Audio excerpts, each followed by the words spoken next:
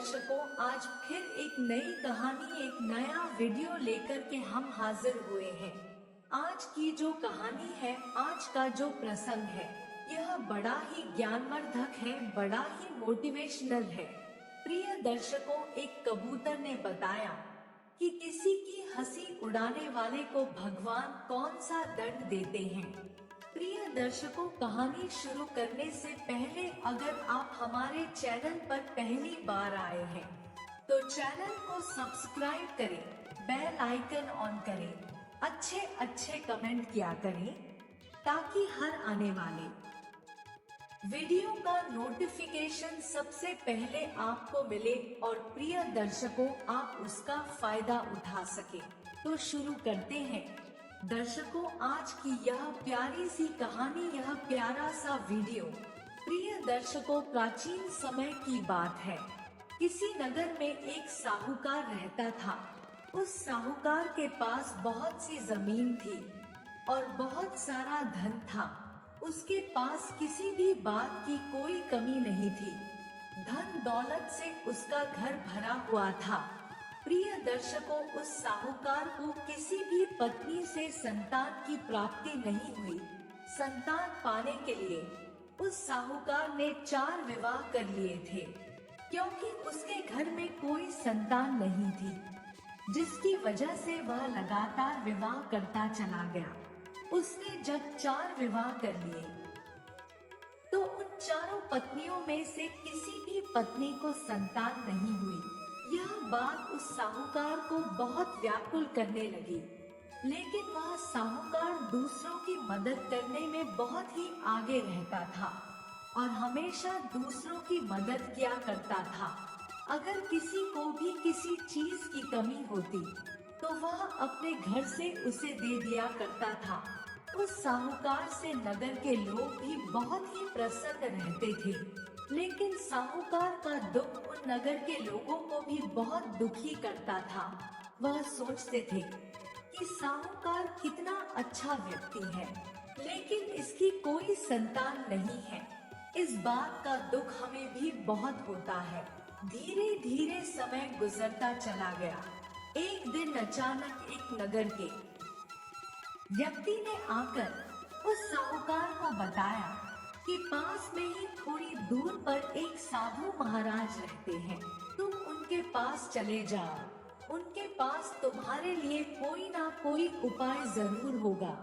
वह तुम्हें जरूर बताएंगे और तुम्हारा दुख दूर कर देंगे, क्योंकि मैंने सुना है कि उनके पास जो भी जाता है वह कभी खाली हाथ नहीं लौट कर आता।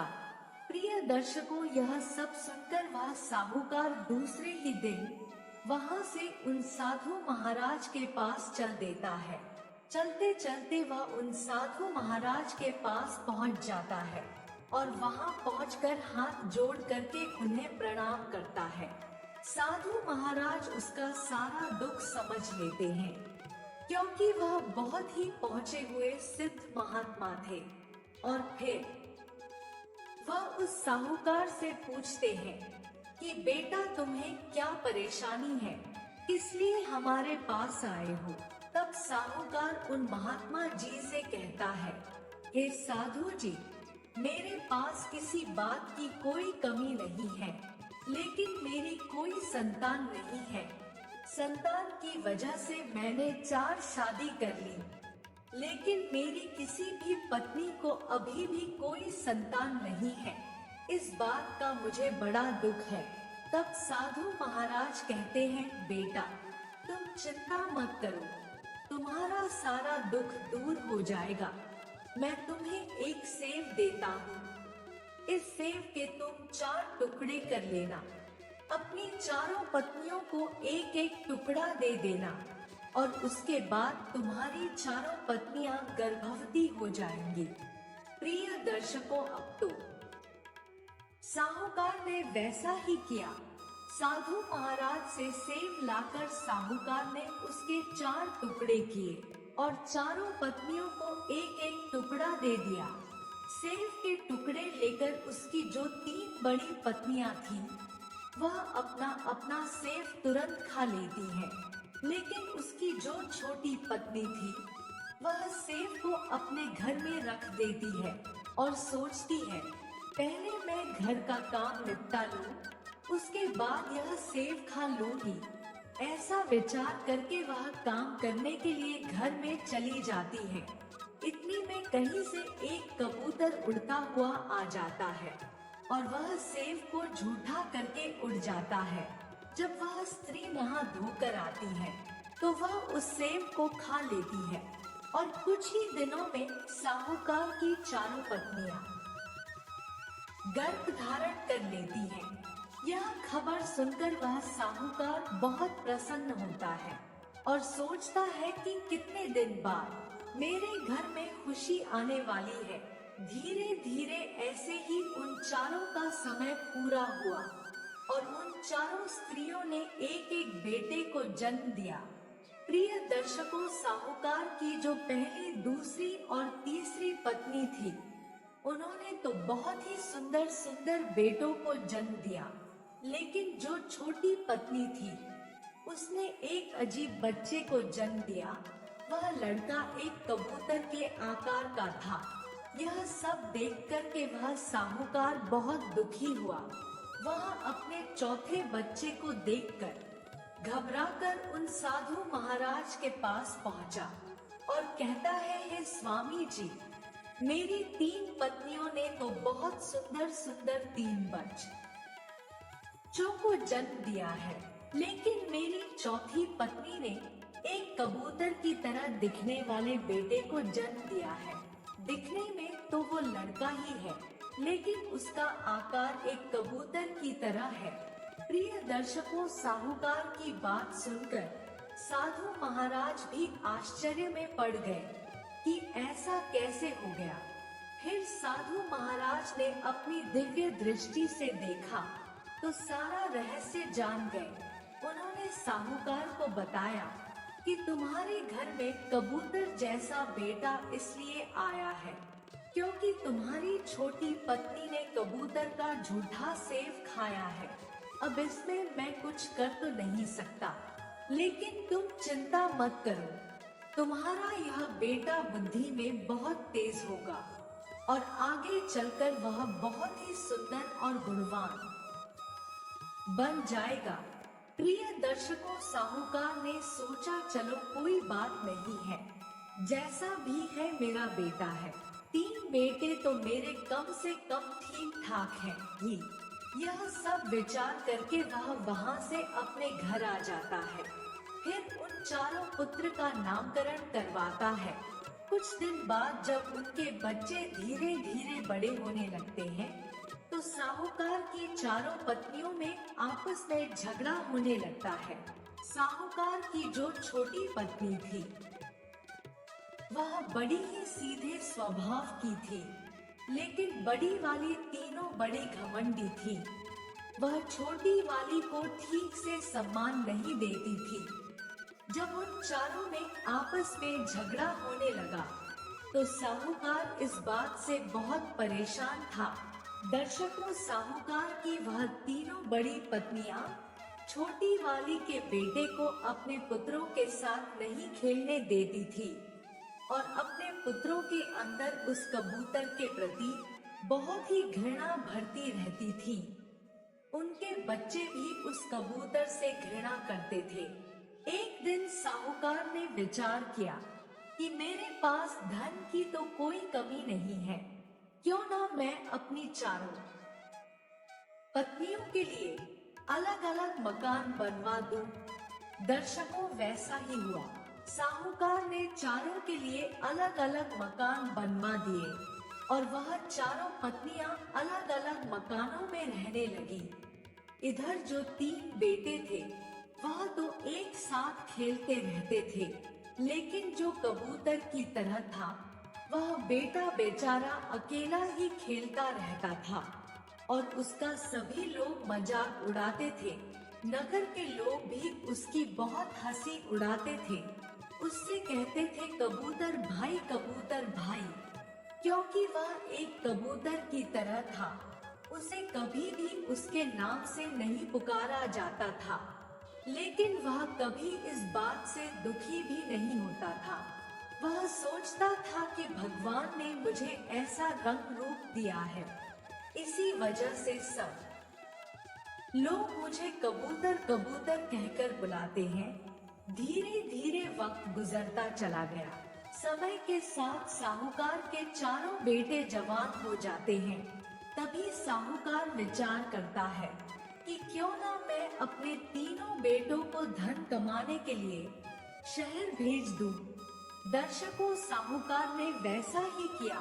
उसने अपने तीनों बेटों को अपने पास बुलाया और उन तीनों से कहा कि बेटा, अब तुम बड़े हो गए हो, कुछ ही दिन बाद तुम्हारा विवाह हो जाएगा, इसलिए तुम पहले मुझे कुछ धन कमा कर दिखाओ। मैं देखना चाहता हूँ कि तुम्हारे अंदर कितनी बुद्धि है। प्रिय दर्शकों, अपने पिता की बात मानकर वह तीनों बेटे शहर के लिए चल देते हैं। साहूकार उन्हें बड़े प्रेम से विदा करता है।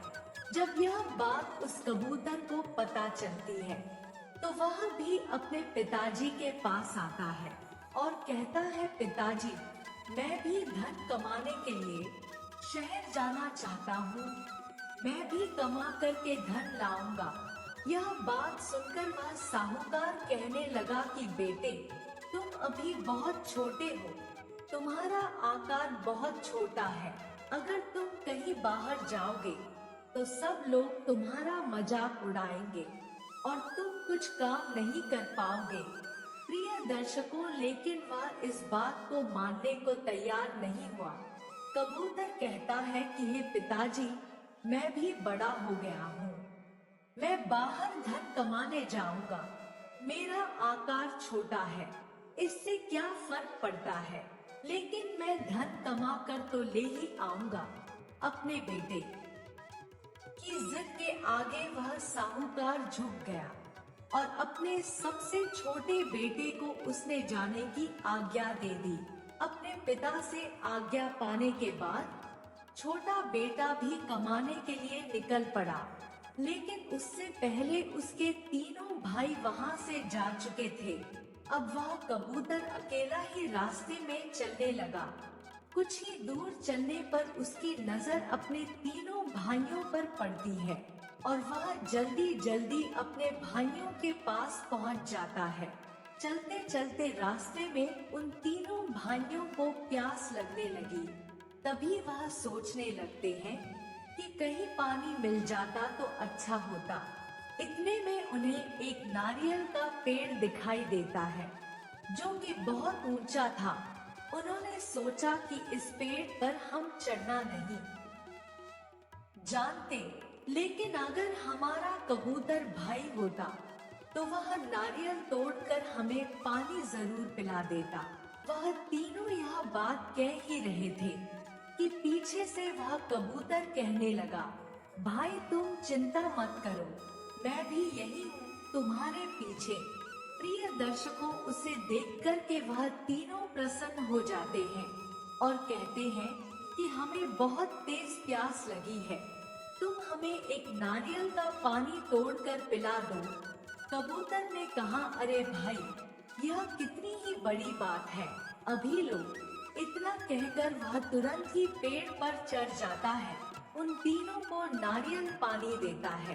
पानी पीने के बाद वो तीनों आराम से वहीं पर लेट जाते हैं और आपस में चुपचाप बातें करते हैं। कहते हैं, भाई, हम अभी सोने का नाटक करेंगे और जब यह कबूतर सो जाएगा तब हमें यहाँ से चुपचाप निकल जाना होगा। हम इस आफत को अपने साथ नहीं रख सकते। शहर में कोई पूछेगा यह कौन है तो हमें कहना पड़ेगा कि यह हमारा भाई है। सब लोग हम पर हंसेंगे, इसलिए अपने साथ इसे शहर ले जाना ठीक नहीं है। हम तो इसे वैसे भी पसंद नहीं करते हैं। ऐसी बातें करने के बाद में बीच वाला भाई बोला कि कबूतर भाई, थोड़ी देर आराम कर लो और सो जाओ, फिर उसके बाद हम चारों साथ चलेंगे। अपने भाइयों की बातों पर भरोसा करके वह बेचारा कबूतर वहीं पर सो जाता है, लेकिन वह तीनों बड़े भाई उसे सोता हुआ छोड़कर वहां से चले गए और वह अकेला सोता रह गया। थोड़ी देर बाद जब उस कबूतर की आंख खुली तो उसने देखा कि मेरे तीनों भाई यहाँ से जा चुके हैं। तो उसे बहुत रोना आया और वह रोने लगता है। थोड़ी देर बाद वह सोचता है कि मुझे इस तरह हिम्मत नहीं हारना चाहिए। मुझे भी धन कमा कर पिताजी को दिखाना है। अगर मैं ऐसे ही हार गया तो मेरे शहर आने का क्या फायदा होगा। यही विचार करके वह भी शहर की तरफ चल देता है और वह शहर में पहुंच जाता है। इधर उन तीनों को तो बहुत ही अच्छी अच्छी नौकरी मिल जाती है, लेकिन उस बेचारे कबूतर भाई को कहीं भी नौकरी नहीं मिलती है। वह जहाँ भी जाता है वहाँ उसका मजाक बनता है और मजाक के बाद उसे घर से निकाल दिया जाता है। वह कबूतर बहुत ही परेशान होने लगा और सोचने लगा कि भगवान ने मुझे यह कैसा बना दिया, जिसकी वजह से मुझे इतने दुख देखने पड़ रहे हैं। धीरे धीरे 3-4 दिन बीत जाते हैं। वह एक दिन एक सेठ के घर जाता है और सेठ से कहता है कि मुझे आप अपने काम पर रख लो। वह सेठ पूछने लगा कि आप अपने काम के लिए कितने रुपए लोगे। तभी वह कहने लगा कि नहीं नहीं भाई, मुझे कोई रुपए नहीं चाहिए, केवल अपने काम पर रख लो। प्रिय दर्शकों, वह सेठ भी बहुत कंजूस था। उसने सोचा मुफ्त का मौका मिल रहा है तो इसमें क्या बुराई है, इसे काम पर रख लेते हैं। तभी वह सेठ उस कबूतर को रख लेता है और कहता है कि तुम्हारा काम कुछ भी नहीं है, सिर्फ मेरे पुत्र की देखरेख करनी है, क्योंकि मेरी पत्नी उसे बहुत छोटा छोड़कर पहले ही मर चुकी है और एक छोटे से बच्चे को मुझ पर छोड़ गई। कबूतर ने कहा, भाई ठीक है, मैं आपके बच्चे की देखभाल करता रहूंगा। यह सुनकर वह सेठ बहुत प्रसन्न हुआ। उसने सोचा चलो ठीक है, अब मैं अपना व्यापार अच्छे से करूंगा। अब वह अपने व्यापार में जुट जाता है। इधर वह कबूतर भाई उसके बच्चे की देखभाल करता है। प्रिय दर्शकों, उस सेठ का बच्चा इतना शैतान था कि वह किसी भी नौकर को ज्यादा दिन वहां पर रुकने नहीं देता था। उसने इस कबूतर को इतना भगाया कि बेचारा ऊपर से आकर नीचे गिर पड़ा। जब सेठ अपने काम से वापस आया तो उसने बच्चे की शिकायत सेठ से की। सेठ ने अपने बच्चे को तो नहीं डांटा, उल्टा उसकी बातों पर हंसने लगा और ताली मारने लगा। कहने लगा, मेरा बच्चा बहुत शैतान है, यहाँ किसी नौकर को रुकने नहीं देता है। पता नहीं कितने नौकर आए और चले गए। इसने किसी का पैर तोड़ा तो किसी का हाथ तोड़ा। इसने किसी भी नौकर को यहाँ पर ठहरने नहीं दिया और तुम इसकी शिकायत मुझसे कर रहे हो। अगर तुमसे यह जिम्मेदारी नहीं उठाई जा रही है तो ठीक है, तुम चले जाओ। दर्शकों, उस सेठ की बात सुनकर कबूतर को क्रोध तो बहुत आया। सोचा कि मैं छोड़कर चला जाऊं, लेकिन फिर वह विचार करता है कि अगर मैं यहाँ से चला गया तो मुझे कहीं भी नौकरी नहीं मिलेगी, इसीलिए मुझे अपनी बुद्धि का प्रयोग करना पड़ेगा।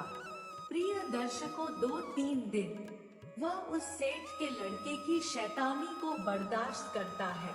फिर उसने अपनी बुद्धि का प्रयोग किया और सोचा कि अब ऐसे काम नहीं चलेगा।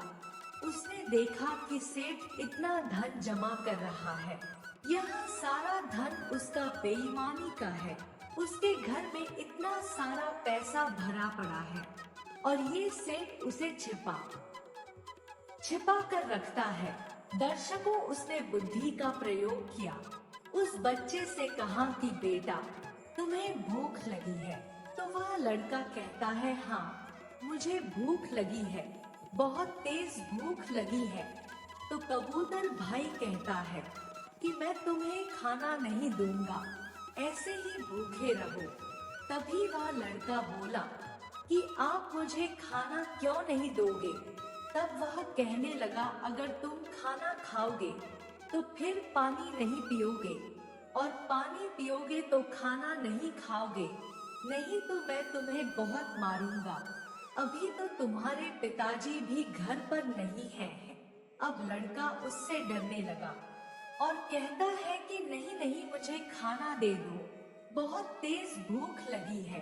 तब वह कहने लगा कि अब तुम परेशान तो नहीं करोगे। तो उस लड़के ने कहा, नहीं, मैं बहुत ही शांत रहूंगा और तुम्हें परेशान भी नहीं करूंगा। यह सुनकर कबूतर कहने लगा, तो ठीक है, लेकिन पहले तुम्हें मेरे प्रश्न का जवाब देना होगा। तुम यह बताओ कि तुम्हारे पिताजी धन को कहां कहां पर छुपा कर रखते हैं। लड़के ने पहले विचार किया कि अगर मैं बता देता हूँ तो पिताजी की डांट पड़ेगी, और अगर नहीं बताता हूँ तो मैं भूखा मारा जाऊंगा। इससे अच्छा तो यही है कि मैं इसे बता देता हूँ, पिताजी को क्या ही पता चलेगा। अब सब विचार करके वह लड़का उन स्थानों के बारे बता देता है जहाँ धन छुपा कर रखा था। अब वह कबूतर उसे खाना देकर धन की तलाश में चला जाता है। फिर वह धन की जगह पर पहुंच जाता है जहां पर सेठ ने धन छुपा कर रखा था। उस गड़े हुए धन में से कबूतर ने सोने चांदी के सिक्के निकाल लिए, हीरे मोती के कीमती हार भी निकाल लिए, और उसके बाद उसने उन्हें आटे में मिलाकर रख दिया। प्रिय दर्शकों, उस सेठ के यहाँ एक घोड़ी पली हुई थी। वह सेठ घोड़ी की ठीक से देखभाल नहीं करता था। बेचारी घोड़ी बहुत कमजोर हो गई थी। कबूतर उस आटे को ले जाकर उस घोड़ी के आगे डाल देता है। घोड़ी सारा आटा खा लेती है और हीरे के हारों को भी खा जाती है। प्रिय दर्शकों, इस प्रकार उसने बहुत सारा धन उस घोड़ी को खिला दिया। अब कबूतर सोचने लगा कि अब मैं उस बेईमान सेठ का बहुत सारा धन चुराकर यहाँ से ले जाऊंगा। इस धन से मैं बहुत कुछ कर लूंगा। दर्शकों, ऐसा विचार करके वह सेठ से कहता है कि सेठ जी, अब मैं अपने घर जाना चाहता हूँ। मुझे बहुत समय हो गया है, मेरी माँ मुझे याद कर रही होगी। लड़के की ऐसी बातें सुनकर सेठ कहने लगा, ठीक है, लेकिन तुम्हारे बिना मुझे जरा भी अच्छा नहीं लगेगा। चलो कोई बात नहीं, बताओ तुम्हें क्या चाहिए। जो भी चाहिए वो तुम मुझे बता दो। तभी वह कहने लगा कि सेठ जी, मुझे कुछ नहीं चाहिए, सिर्फ वह घोड़ी मुझे दे दो जिसकी आप अच्छे से देखभाल नहीं करते हो। मैं इसकी अच्छे से देखभाल करता रहूंगा। यह बेचारी यहाँ पूरे दिन एक तरफ खड़ी रहती है।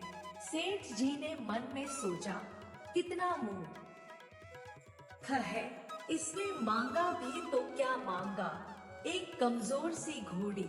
सेठ बोला, तुझे घोड़ी की जरूरत है तो ले जा, वैसे भी मैं इसकी देखभाल नहीं करता हूँ।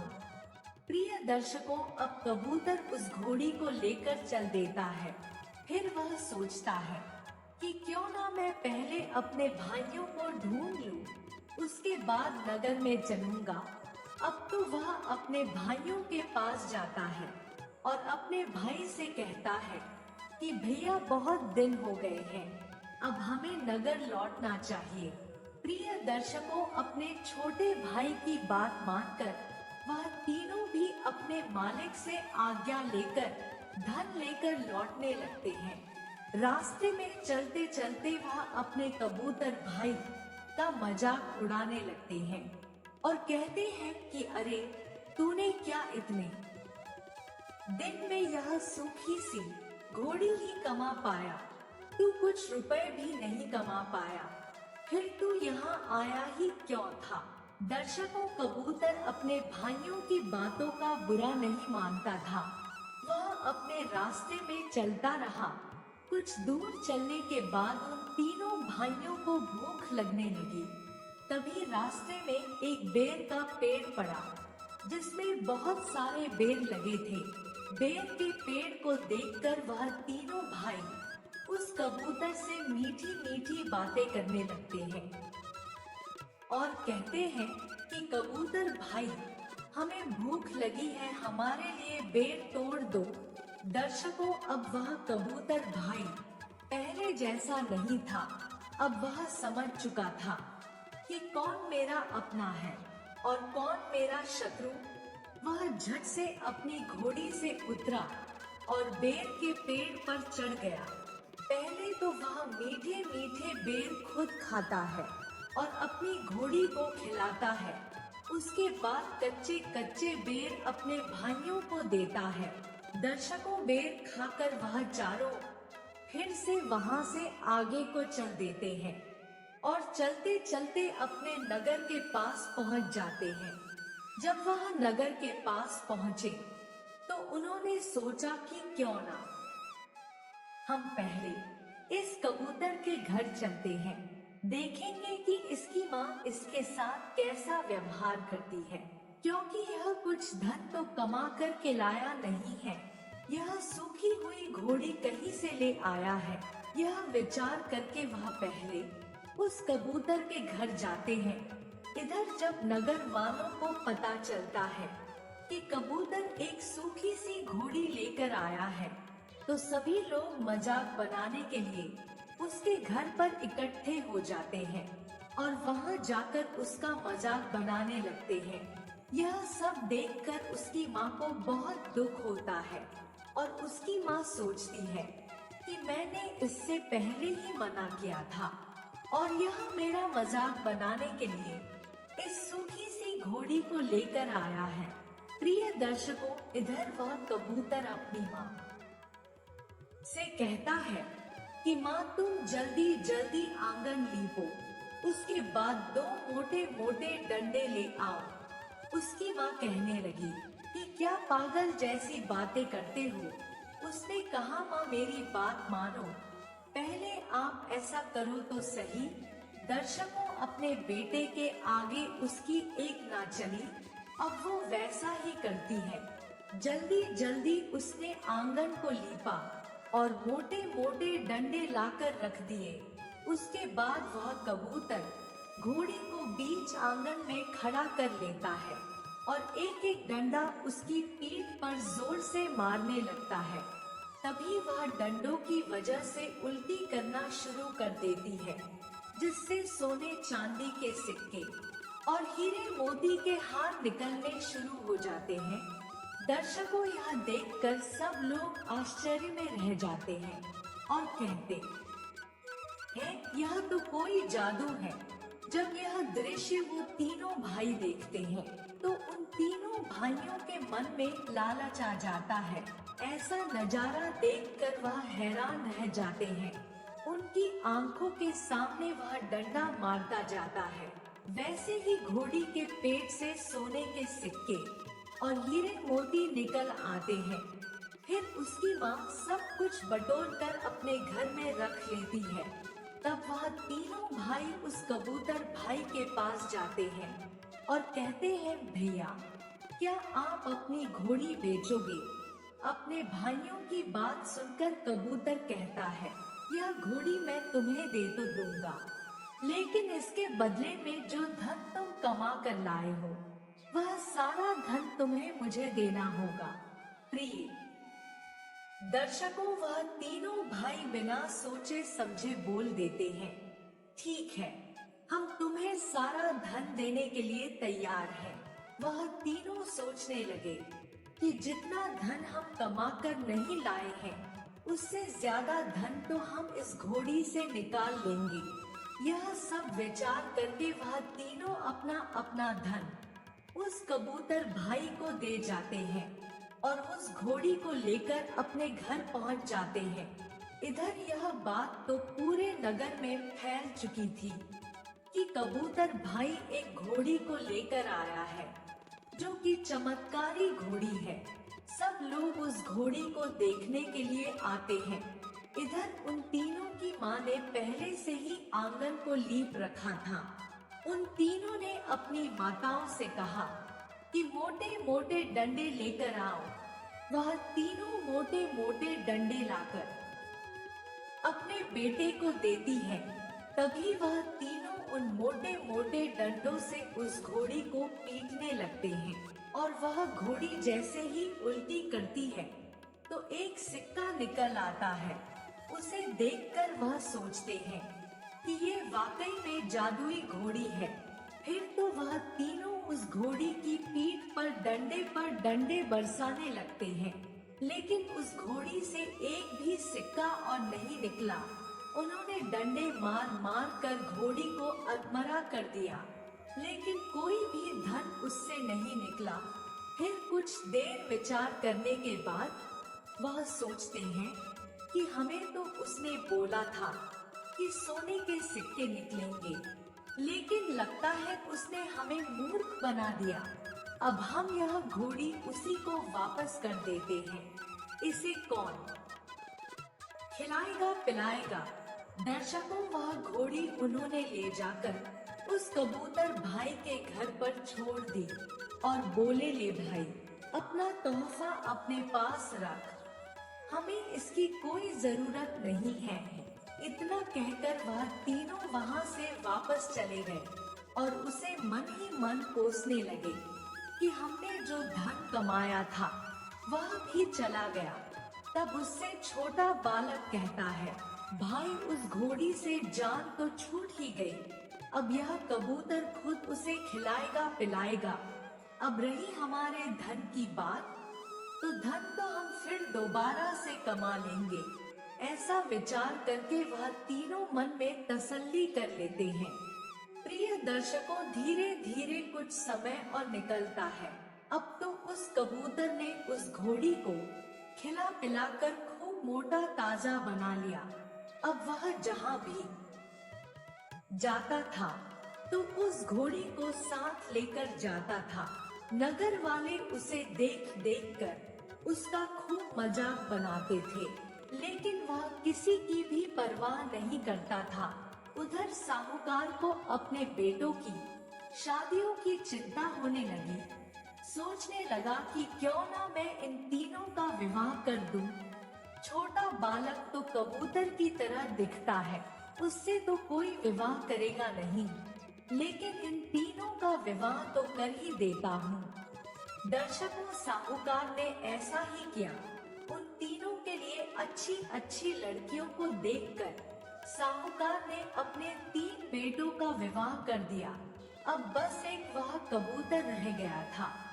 साहूकार उस कबूतर को लेकर भी चिंतित रहता था। सोचता था कि कहीं से अगर अच्छा रिश्ता मिल जाता तो मेरे इस बेटे का भी विवाह हो जाता, लेकिन ऐसा कौन करेगा? यह सब विचार करके वह साहूकार बहुत ही दुखी होता है। इधर उस कबूतर की माँ भी बहुत कमजोर हो चुकी थी, बुढ़ापा आ चुका था। अब उससे ज्यादा काम भी नहीं होता था, वह बीमारियों से घिर गई थी। पहले तो वह सारा काम कर लेती थी, लेकिन अब उससे काम नहीं होता है। उधर वह तीनों पत्नियां आराम से बैठकर खा रही थी, क्योंकि उनके बेटों की बहुएं आ चुकी थी। इसलिए साहूकार की तीनों बड़ी पत्नियों की तो जिंदगी आराम से कट रही थी, लेकिन छोटी पत्नी की जिंदगी बहुत मुश्किल भरी थी। वह सोचती थी कि कहीं से मेरे बेटे का विवाह हो जाता तो मैं भी परेशानी से मुक्त हो जाती। प्रिय दर्शकों, ऐसा विचार करके वह भी बहुत दुखी होती है। एक दिन की बात है, उस कबूतर की माँ को बुखार आ गया और बुखार आने की वजह से उससे बिल्कुल भी उठा नहीं गया। तब कबूतर ने उल्टा सीधा खाना बनाया और उसके बाद स्वयं खाया और अपनी माँ को भी खिलाया। एक दिन कबूतर अपने बड़े भाइयों के घर पर खाना मांगने के लिए गया, तो उन्होंने उसे वहां से भगा दिया। वह तीनों तो उससे पहले से ही जलते थे, उसे एक आंख भी नहीं देखते थे। तब उसने खुद ही खाना बनाकर अपनी माँ को खिलाया और खुद भी वही खाना खा लिया। उसकी माँ अब तो ठीक होने का नाम ही नहीं ले रही थी। अब वह दिन रात चारपाई पर पड़ी रहती थी, क्योंकि उसके शरीर में बिल्कुल शक्ति नहीं थी जिससे वह उठकर खड़ी हो जाती। अब सारा काम वह कबूतर ही करता था। धीरे धीरे ऐसे ही दिन गुजरते गए। एक दिन की बात है, कबूतर भाई सो रहा था कि उसने कुछ खटपट की आवाज सुनी। उसने सोचा कि लगता है आज हमारे घर में चोर घुस आए हैं। ऐसा विचार करके वह अपने पूरे घर में देखता है, लेकिन वहाँ कोई नहीं था। तभी उसने विचार किया कि शायद मेरा भ्रम होगा। यह विचार करके वह सो जाता है। जब उसकी सुबह आँख खुलती है तो उसने देखा सारा घर साफ सुथरा है। रसोई घर में भोजन बना हुआ रखा है। यह सब देखकर वह हैरान रह जाता है और सोचता है कि यह सब किसने किया होगा, लेकिन उसे खुशी भी बहुत होती है। उसने सोचा पहले भूख लगी है, खाना खा लेता हूँ, उसके बाद देखूंगा। फिर उसने खाना अपनी माँ को खिलाया और खुद खाया। उसके बाद आराम से रहने लगा। धीरे धीरे ऐसा होते 4-5 दिन बीत गए। उसने सोचा आखिरकार ऐसा करता कौन है, आज मैं इस बात का पता जरूर लगाऊंगा। यह सब विचार करके कबूतर उस रात को सोया ही नहीं।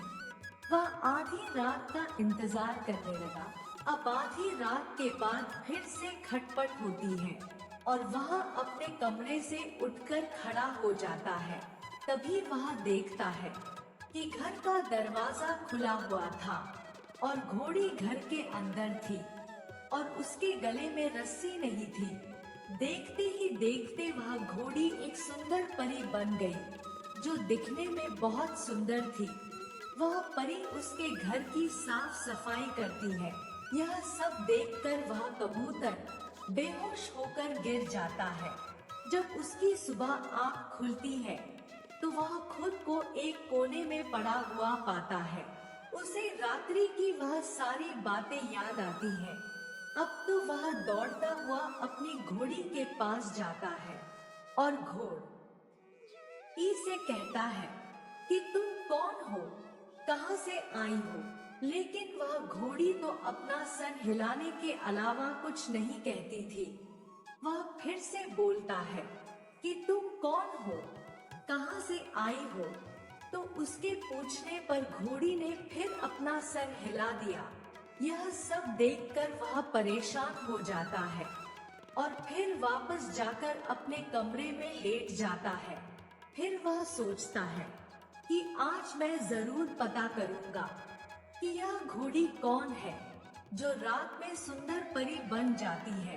अगले दिन फिर रात होती है और उस रात को उसने अपनी उंगली को काट लिया। उसने सोचा कि आज मैं अपनी उंगली ही काट लेता हूँ। इसके दर्द की वजह से मुझे नींद नहीं आएगी और मैं सारा रहस्य जान जाऊंगा। प्रिय दर्शकों, वैसा ही हुआ। जैसे ही आधी रात का वक्त हुआ तो वह घोड़ी निकलकर सुंदर परी बन गई। वह एकदम से सुंदर परी के रूप में बदल गई। तभी उसने पूरा घर साफ कर दिया और रसोई घर में खाना बना दिया। जब वह अंदर जाने को हुई, वैसे ही कबूतर ने उसका हाथ पकड़ लिया और उससे कहने लगा कि अब तो मुझे बताकर जाओ कि तुम कौन हो, तुम घोड़ी कैसे बन जाती हो, अगर तुम घोड़ी हो तो स्त्री कैसे बनती हो। कबूतर की बात सुनकर वह कुछ देर तो शांत रही।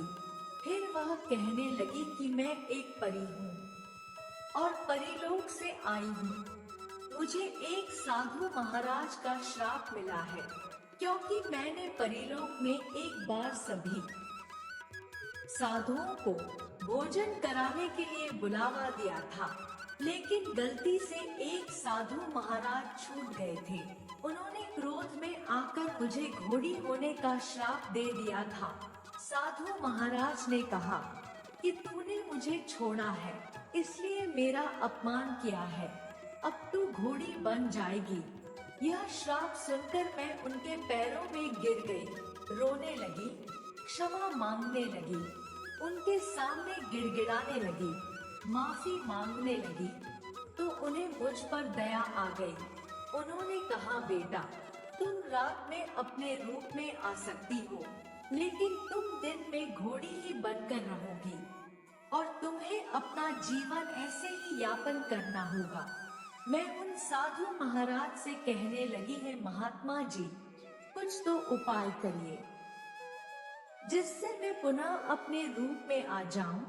तभी उन्होंने बताया कि एक उपाय है जो परीलोक में राक्षस है, अगर तुम उसे हरा दोगी तो तुम पुनः अपने रूप में आ सकती हो। इस वजह से मैं पृथ्वी लोक पर आ गई, क्योंकि उस राक्षस से लड़ने की मेरी शक्ति नहीं थी, इसलिए पृथ्वी लोक पर चली आई। मैं सोच रही थी कि मुझे ऐसा कोई व्यक्ति मिल जाए जिसकी मदद से मैं उस राक्षस को पराजित कर सकूं।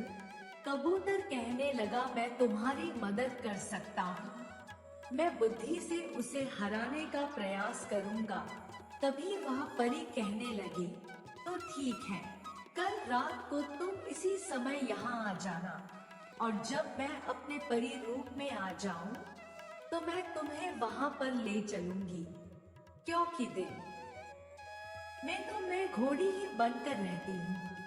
यह सब कहकर वह फिर से अपने घोड़ी रूप में आ जाती है और वह कबूतर भाई अपने कमरे में जाकर लेट जाता है। कबूतर विचार करता है कि मैंने उस परी से कह तो दिया, लेकिन मैं उस राक्षस से सामना कैसे करूँगा। विचार करते करते वह सो जाता है। अगला दिन होता है तो वह विचार करता रहता है कि मैं उसका सामना कैसे करूँगा। धीरे धीरे फिर से शाम का वक्त आ जाता है और रात हो जाती है। फिर वह कुछ हथियार अपने थैले में रखता है और थैला अपने कंधे पर टांग कर परी के साथ परीलोक में जाता है। जब वह परीलोक में पहुंचता है तो उसने उस राक्षस के सामने जाने का प्रयास किया।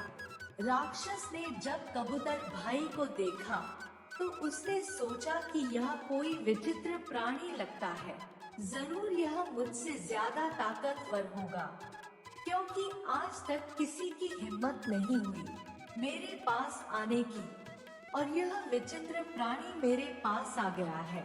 वह राक्षस ऐसा विचार करके अपना प्रहार करता है।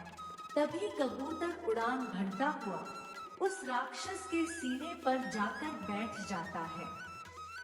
उसके बाद वह अपने थैले से कुछ हथियार निकालकर राक्षस की आंखों में मार देता है, जिससे राक्षस को बहुत पीड़ा होती है। उसके बाद वह अपने हथियारों से राक्षस का वध कर देता है।